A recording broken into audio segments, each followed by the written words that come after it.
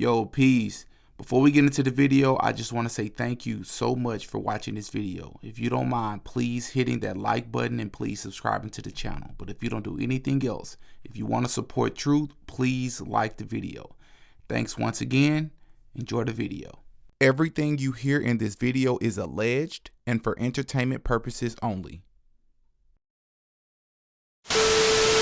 Members of both the right and the left have been freaking out over the Grammy Awards for different reasons, of course. Why don't we start with right-wingers who apparently were very offended by a Satan-themed set at the ceremony. And so they sang their hit single, Unholy, which obviously means that they worship Satan and would like your children to worship Satan. I have questions. Is it more than a coincidence that every year the Grammy performances become more and more openly satanic? Is it more than a coincidence that Jesus Christ is always mocked in some way by these celebrities during these performances? Is it more than a coincidence that even gospel musicians participated in this award show as well? Join me in this episode as we both cover and uncover the open secret about the annual event we all know as the Grammys.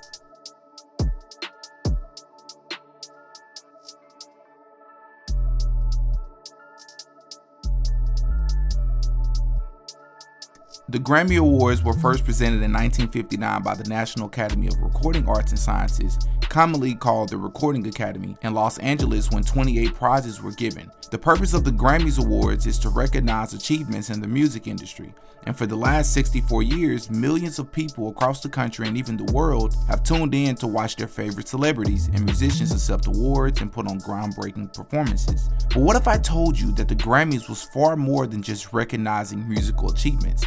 On this channel, we have consistently covered the occultic and satanic symbolism, award ceremonies, and even celebrities in Hollywood. Well, the Grammys is definitely no different. In fact, every year there has always been some sort of performance or behavior that truth seekers have pointed out and exposed to the masses. However, for years, many people either just can't see the same thing or just deliberately choose not to due to their love and admiration of their favorite celebrities. Many people have argued for years that these celebrities do satanic themed performances, music videos, and even their lyrics for shock value, ratings, and to sell more records. But this year, the 65th Annual Grammy Awards couldn't have been any more blatant and open with their message and couldn't prove these arguments to be any more wrong, because with this year's Grammy Awards show, despite it having the most open satanic symbolism I've ever seen at the Grammys, it was still a complete failure in the ratings department with only 12.4 million viewers. To put that into perspective, there were about 18.7 million viewers in 2020, which is 50% higher than this year, and that was considered a disaster as well because it was an all-time low. It just doesn't make sense for these people to be doing it for shock value at this point, as the masses are no longer shocked anymore. How is there shock value if no one is shocked, right? Everything from Sam Smith's performance, DJ Khaled's performance, and believe it or not, even something about Quavo's tribute to the late rapper Takeoff just didn't seem right to me. Let's first talk about Sam Smith's performance, as it has been the most obvious performance that most people notice. Sam Smith's performance was not just a stunt to get higher ratings or to be the topic of everyone on social media. No. I believe that Sam Smith's performance was 100% an occultic ritual right on national television. People praised his performance despite him literally being presented as Lucifer and singing about doing sin after sin, aka things that are unholy. We can see the flames on the stage set to represent the burning end or hell that the Holy Scriptures warn people about. The featured artist on the song with Sam Smith can be seen in a cage on stage, and then when Sam Smith reappears here, as you see, we can see that he is now wearing devil horns. Many people argue that he is just expressing himself, wanting to be free, or the satanic costume is a play on the song title, Unholy. But there were so many other ways that he could have done this. The circle that the women around him are in is called a magic circle, which is a commonly practiced ritual for occultists. That's not just expressing yourself at this point. What I personally found interesting though is that Sam Smith, like many other celebrities, slowly transitioned into this completely new person compared to when they first blew up. For example, the one-eye symbolism has always been there. If people ever wanted to just do a simple Google search to find it on him, Sam Smith has always done the one-eye symbolism. However, Right before the Grammy performance, Sam Smith released one of the most blasphemous and occultic music videos of the year. And just a couple of weeks ago, he announces that he no longer identifies as a male, or even a female for that matter. But instead, he now identifies as non-binary and genderqueer. This is not the person he presented himself as when he first seen mainstream success, right? Do you believe it's just a coincidence that so many of these celebrities are all of a sudden identifying as the opposite sex or gender? Do you believe it's just a coincidence that Sam Smith has one of the most popular songs of the year titled Unholy and also happens to be quote-unquote non-binary? Not to mention that his date that he was there with was also a transgender as well. Was this done just by coincidence or with the sole purpose of indoctrination? Sam Smith took the oath and there's no doubt in my mind about it. Next, let's cover the JayZ performance, which surprisingly went relatively unnoticed compared to Sam Smith's performance. Those that did see the performance found it to be a little odd and strange, and I'm about to show you why. If you look here, you can see that DJ Khaled, JayZ, Lil Wayne, and even Rick Ross are all sitting at a table that is supposed to be the replica of Jesus' The Last Supper. This is pure blasphemy, and in my opinion, this is 100% proof that these men are all Masonic puppets and see themselves as gods equal to the one that we are supposed to serve. Not to mention, JayZ and Rick Ross literally have a song called Freemason, where they literally talk about who they serve, literally. And for those out there who might say, well, maybe this was a tribute to Christ, make no mistake, this is and was not a tribute in any way at all. Further proof is the actual lyrics of the song they performed. What if I told you that JayZ admits himself this very thing in the song God Did? He compares himself to God in his very lyrics. He starts off the verse with Hove did instead of God did. And for those of you who don't know, JayZ's self-entitled nickname Hove is actually derived in a play on the word Jehovah, which is also blasphemous in itself. But of course, he gets even more blasphemous.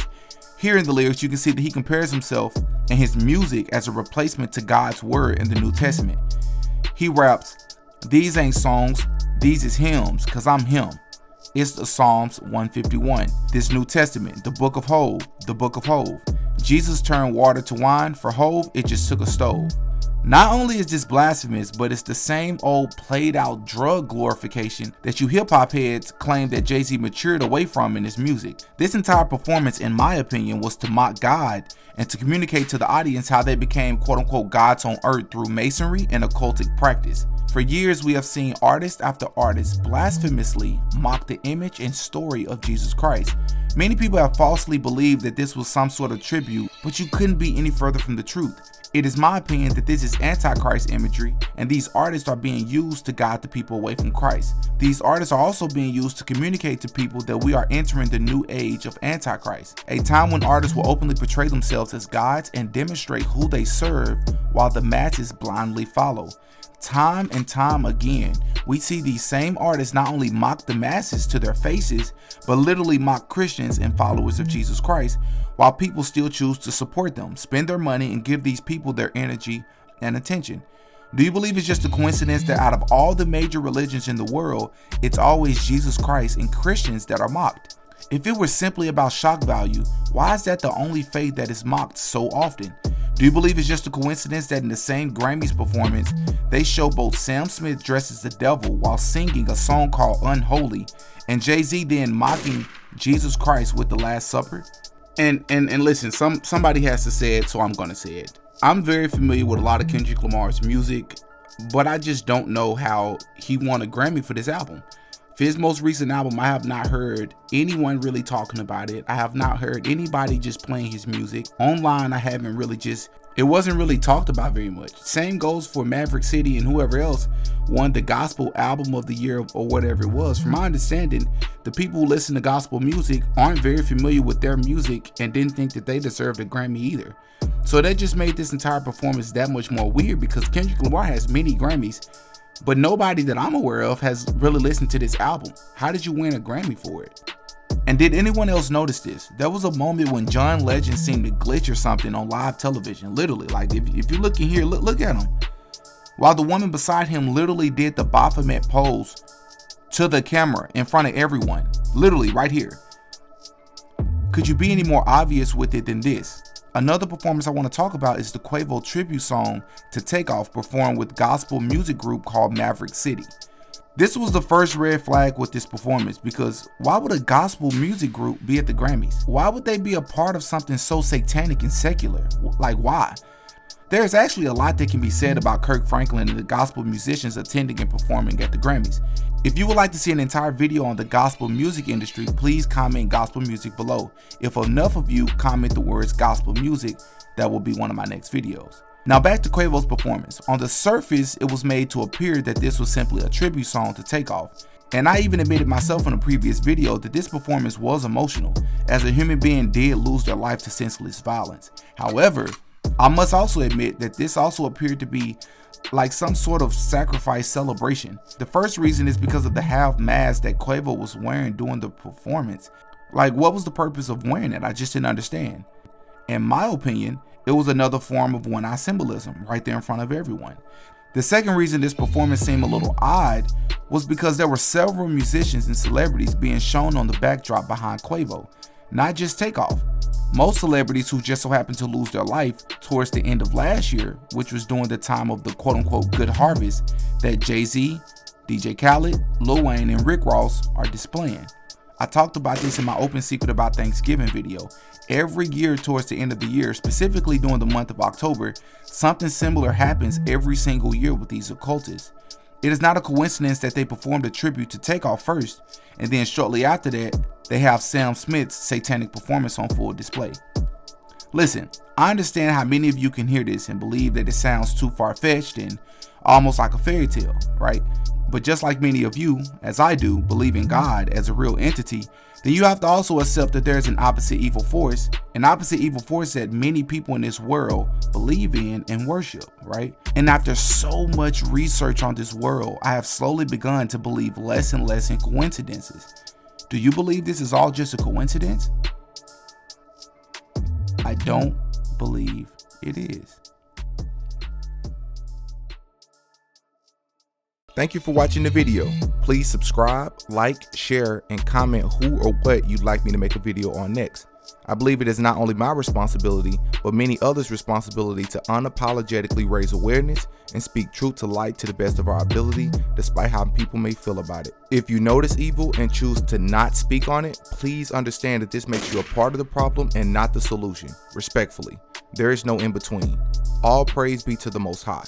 The truth is all that there is, and that's not a coincidence. I have questions. Do you?